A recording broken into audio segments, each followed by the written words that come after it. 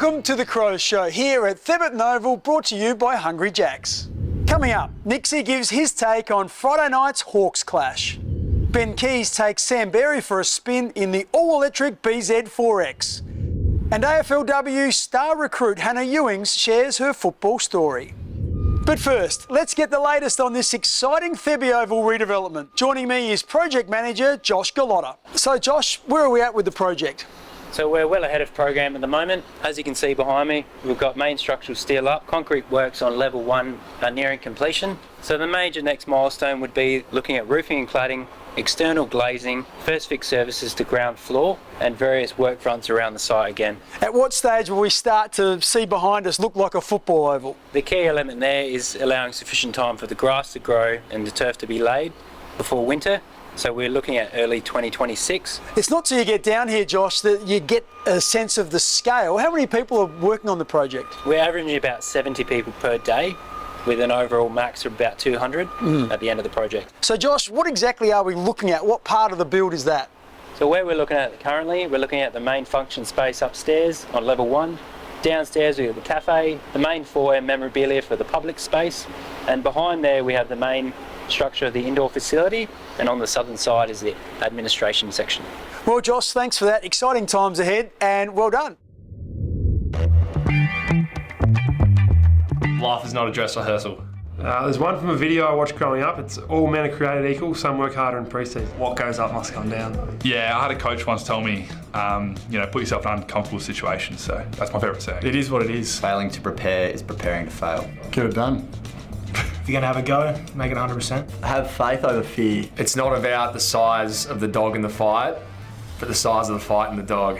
Just do it. Control the controllables. Key to happiness is low expectations. Whatever you give out comes back double. So if you're mean to someone, it comes back double. If you're nice, they'll do nice things in return. I like the don't think, just do one. Life's like a bicycle. To have a balance, you just got to keep moving forward. Life's like a box of chocolates. You are always going to be hungry. Hard work beats talent when talent fails to work hard. Billy Dowling always says what you go through, you grow through, so I'll go with that one. Probably one that I go back to is just pain is just a mindset. Practice what you preach. Don't forget you can join Brodie Smith, Ebony Marinoff and Mark Thomas every Sunday morning on Triple M from 9 a.m. You can also download the podcast on Listening. And thanks to Toyota, if you take a photo of yourself or a friend at one of our games and post it to social media, make sure you use the hashtag WeFlyAsOne. This week's lucky fan is you. Please email faceinthecrowd@afc.com.au with photo ID to claim your prize of 2 tickets to Toyota's exclusive Hilux Hill at Adelaide Oval.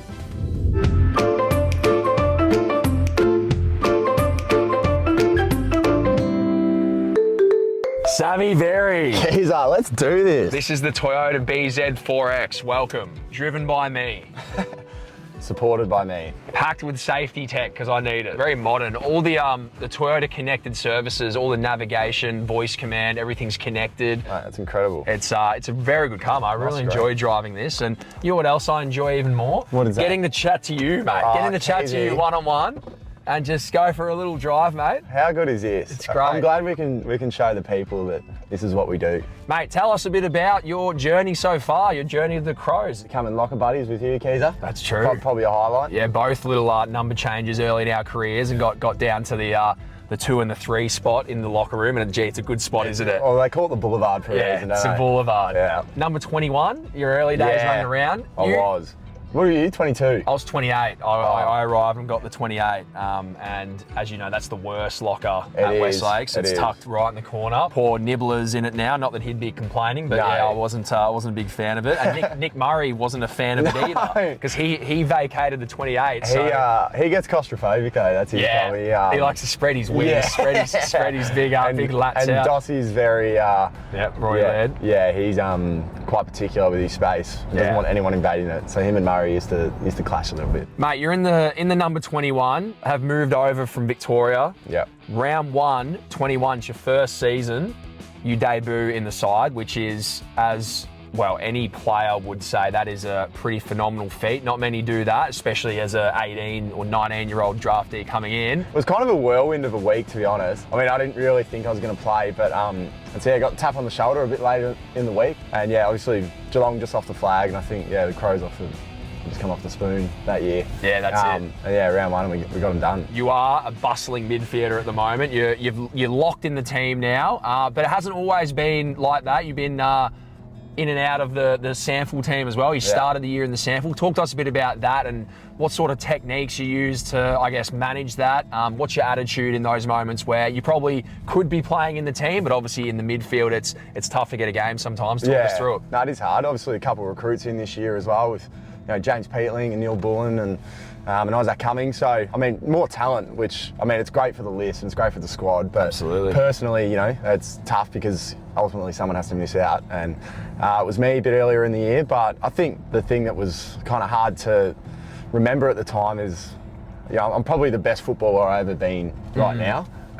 But just because I'm not playing, it was, sometimes you'd forget it. So I think it's just about staying confident and staying ready and just having that team first mindset. That's a great attitude, mate. You've certainly got that mindset, and I'm sure the fans can see as soon as you came back in, you've hit the ground running and haven't looked back, mate. It's awesome to play with you in there. Sammy Berry, thanks for coming in the toilet. Mate, thanks, mate. We could talk for hours, mate. We could talk for hours. We seriously could. Long time coming. I'm right into my netball at the moment. Are you? Yeah, Paige been putting it on at circle. I'm obsessed with Latanya Wilson. In like the 3-2-1 spot. I know you like that. No stepping. And then you're going to pass it directly across. And you just run that way. Yeah, keep running to the We've got this on the shed floor. Do we have to run there with us across? No, you get to choose. You speak like several.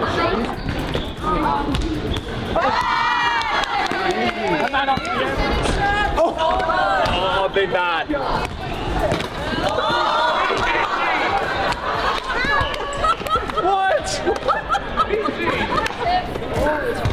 Here we go. Right in the middle. Beautiful. Nice. There we go. I know you can do it. Just believe in yourselves. Yeah, thank you so much for coming. Thank you very much, guys. Thanks for having us down.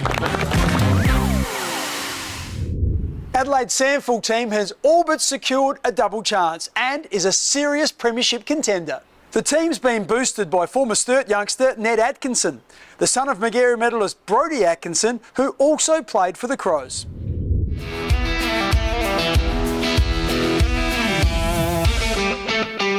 Always been a Crows boy, always grown up going for Crows, so also seen Dad play for him as well, so there's a bit of motivation on that part, but I think just the experience to be able to mix in with the AFL players and do the AFL trainings and that was going to be crucial for my development. Good discussions both with the Crows and with Sturt. They both agreed it was probably a really good opportunity for him and he was in the right space to probably make the most of that opportunity. So yeah, best of both worlds. I think that he can come here and train under the tutelage of some really good coaches and players, and hopefully that works out well for him in the years to come. Yeah, I'd say I'm quite a versatile player. Can been able to develop a bit of a defensive role this year as well, so I'm able to play wherever the coaches want me. So I'm able to do that pretty well and just strong over the footy and. Yeah, pretty good skills, I think. Actually quite different, to be honest. Yeah, look, he can mark it really well and kick it more than 50 metres, so two things that I wasn't great at. Though I wasn't a bad mark for my size, but certainly not the same as him. But look, most things, he's hard at the footy, and I like to think that I was probably like that myself for most of my career. I had to be, I wasn't quick, so I had to sort of put my head over the footy a bit. I've seen little bits here and there, and yeah, it's hard to say I look a little bit like him out there. Loved it, honestly loved it. The coaches and the support staff and just the boys being around, it's been great. I've loved it so much.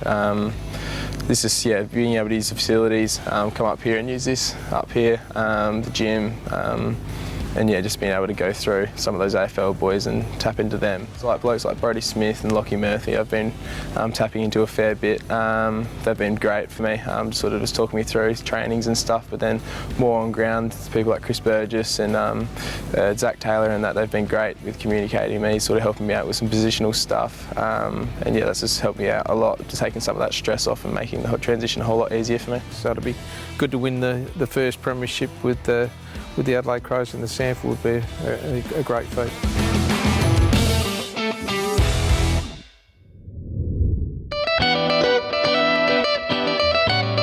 Started back home in Wyler, so a small country town. I played Oz kick with the boys up until under 14s, and then there was no pathway for me, so eventually had to have a competition in Adelaide, so mum and dad had to drive me 8-hour round trip 2 to 3 times a week, playing for a local club called North Adelaide, and then also Smosh West Lakes. Yeah, I guess my mum and dad were able to sacrifice so much for me, and I'm really grateful for that. And yeah, we had conversations and I was zoned at that time to North Adelaide. But yeah, no, I'm really grateful to be there. You know, I came there when I was 13, 14 years old, and all those girls were like my mums there, and I really felt like I really connected with them, and it was really homely for me.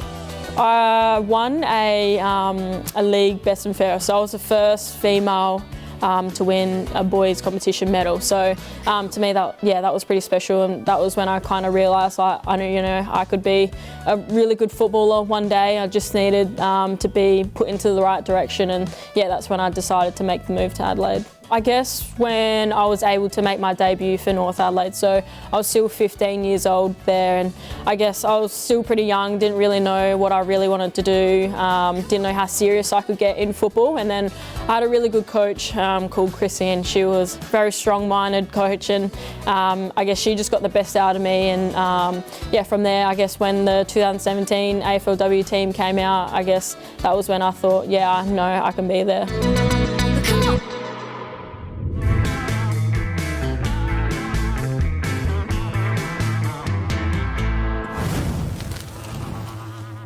Phil, last week we spoke about your time with the men's program. Now let's talk about the women's program. I have really enjoyed the women's program as much as anything because I got put in charge of it and I was able to run my own show and put my stamp on the program. Now, what we were lucky to do is we end up with some pretty good players like yourself, but Chelsea, Erin Phillips and all that, and we were able to put together a really good, strong squad at the start. Oh, we always hear the story, but can you take us back to the day that Erin actually accepted the offer to come play for the Adelaide Crows? Yeah, well, it was interesting. Mark Bickley said that, look, on the radio last night, we were speaking to Erin about her basketball career over in the US, and at the end of it, after they stopped being on air, you know, the Crows are coming in, you should come and play for the Crows. And she said, yeah, I probably should, I love footy.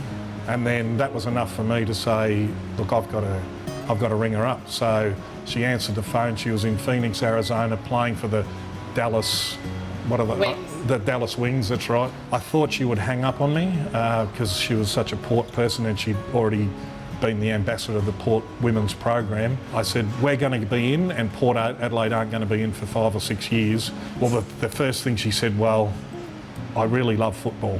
And as soon as she said those words, I thought, oh, we're a chance here. So the biggest cost, we didn't have to pay her as much, but we had to pay a fair bit to insure her contract that if she got injured playing for us, the Dallas Wings could have some money and they could go out and buy another player. And now she's a Hall of Fame. I was just thinking, she was a pretty good player as a kid. I'd seen her play a couple of times. I thought, wow, she's good. 15 years later, would she still be a good player? Well, she ended up being the best player in the whole damn lot. So yeah, I quite love the fact that they had a good life anyway, Tracy and Erin and the kids, but I've probably helped change their life even for the better. They're happy here. They love Adelaide. They got a beautiful house and they got a wonderful family. So I was part of that. How good's that? And our program has kind of changed into the full-time model. Yeah. Have you seen that? Any differences? Well, it's funny you say that because when I started at the Crows in player welfare, all of our men's players all worked and they used to come to training in the evening. About a year in, the people in charge, John Reid, said to me, mate, you need to get all these players to sort of become not full-time workers, maybe part-time, and do some part-time work and then train in the evenings and in the days. So I did that. And then the last years I was in player development, player welfare, mate, you need to get all these players out of full-time work and into full-time footy. So I've seen it happen before. There's some good stuff in it because training and your skills and that go to a whole new level. There's some bad stuff in it too, in that what I noticed in the boys program is when they drop out, all of a sudden, well, what do I do now sort of thing. So that's what we've got to be careful. The ones who drop out of our system, we've got to be really helpful to those girls to try and help them get a career outside of footy when that finishes. Phil, when you reflect back on your time at the football club, what are your fondest memories? Well, they're all fond memories. The last 10 years have been terrific with you girls and taking, I feel like it's my little baby. I helped birth it and taken it to be a 10-year-old and it's probably time now with Doc and maybe myself soon leaving that, someone else can be the parent of that child beyond now. Thanks for, I didn't even know what to say, so cute. Sorry. Thanks for joining me, Phil. Thanks for having me, Ebony, and make sure we get a premiership this year, okay? Do my best. And AFLW is back. Season 10 is just around the corner. Don't miss the Crows' first home game on Sunday, August 24 at Unley Oval. Grab a 3-game AFLW pass, head to crowsmembership.com.au to get yours now. See you at the W. Next week, the Crows are off to Perth to play West Coast. It wouldn't surprise me if the Crows decided to manage a couple of players. With such a big road trip and the finals just around the corner, it seems like a smart play. Much like what is happening behind me, the Eagles are certainly a work in progress. The Crows have a great recent record against them, and with only one win so far this year and minus their star player in Harley Reid, it's hard to see them troubling the Crows. The one thing that will guard against complacency for Adelaide is the competition for spots. So if the opportunities arrive for people to come into the side, they are desperate to show what they can do and put their best foot forward for selection come finals.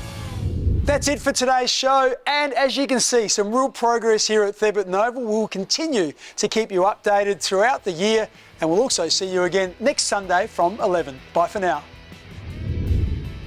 Today's show was brought to you by Hungry Jacks.